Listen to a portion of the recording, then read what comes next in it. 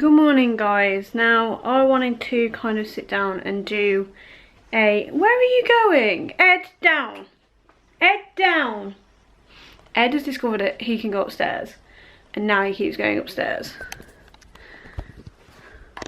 Why are you going upstairs? There's no one up there. But why? There's no one up there. Daddy's gone out to work. I was up there, but now I'm here, so why are you going up there? Hi, Edgar. So this morning he came upstairs and I was in bed. Liam was downstairs getting ready. Let me just pick him up. Yeah, as I was saying, I was in bed and the next thing I know I have a little friend, Ed, up there with me.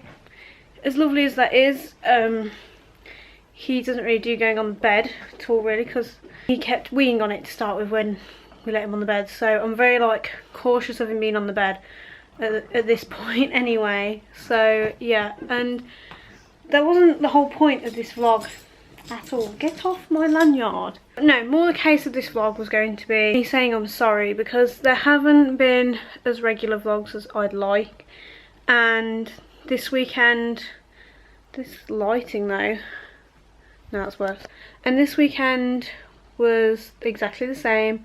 I didn't get much vlogging done. I didn't vlog yesterday. I wanted to vlog yesterday, but I didn't end up vlogging yesterday. And I'm going to tell you why. I still don't feel great now, but I haven't been very well. And you guys know that I have this allergy thing that I have that makes me not very well. Also don't really have much of an appetite at the minute. I don't know why. Anyway, my allergy sometimes flares up. It has been a lot better. I don't know if you guys have noticed, but I've been posting a lot more and it has been a lot better. But it does flare up sometimes. When it flares up real bad, and I have to take things to try and sort it out, and I have to try and figure out why it's flaring up again, because it is not. I'm going to say this now because I want to be honest with you guys and just talk about this, because I haven't actually spoke about this before. Not in a long while, not since hospital visits and stuff that far back, which is the start of the year. But basically we found out it's not an allergy at all. I got nothing from my NHS doctors, so I went private. By going private, had a sit and a talk with a doctor that basically wrote the book on this whole thing, and the crux of it is down to stress and stuff along those lines. So it is all up here. As crazy as that is to admit, I don't find it that hard. It is what it is. Apparently he said this happens a lot with people of a very similar personality to myself. Which I find really interesting, that things like that can be tied so closely to what happens to your body and things of that nature. So basically I spoke to this guy. He referred me on to a psychologist, psychiatrist I guess he is. He does CBT, which is cognitive behavioural therapy, which is what I've been having. I don't go so much anymore because I don't need to, because I made really good progress in the short time that I was seeing my guy. I went to see about it and stuff like that. It was really helpful, very helpful, and I would definitely recommend it if you're offered it. I actually was really annoyed about the whole situation because I actually asked to speak to someone in this sense of have some CBT or something like that, or just have someone to speak to. I asked for this from the NHS and I asked my GP for it, and he said no, you're fine. You're coping fine. Every time I went into his office I was in tears because I was so frustrated with what was going on. You guys may be kind of thinking though, why were you so stressed? Do you work for yourself and all this sort of thing? But working for yourself is very stressful, because if I don't work or get any work, I don't earn any money. Sorry, I was just dying. Stop doing that. But also there were there were a few other contributing factors as well, which I'm not really going to go into because it's quite personal.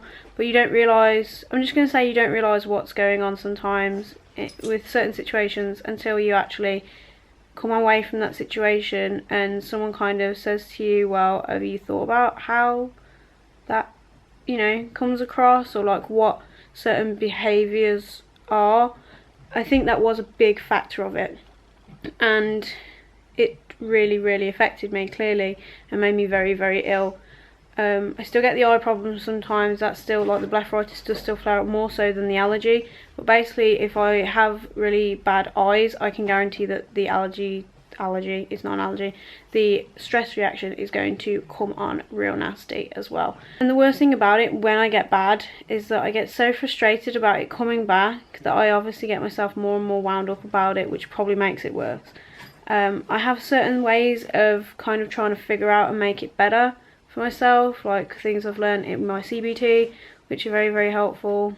I just wanted to tell you guys what had actually been going on, because I've not really talked about it, and it's one of those things where it stops me uploading quite a lot for a while, and you saw me pretty ill. I think I've posted the odd vlog where I've been pretty fucking ill, and obviously there was no real reason for it.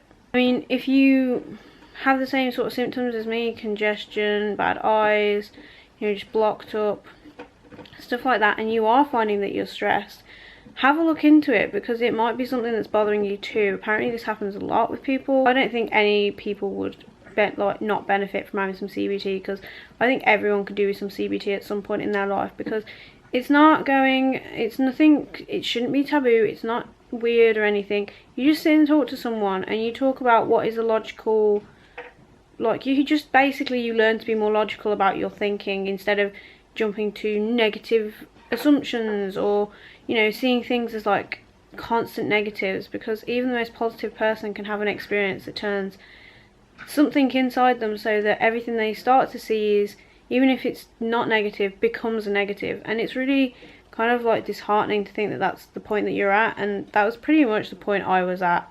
So this all, like, I started seeing the doctors around March, April, it must be, yeah, it gotta be April time, because it was when I knew Liam that I first went to see this doctor, so April time.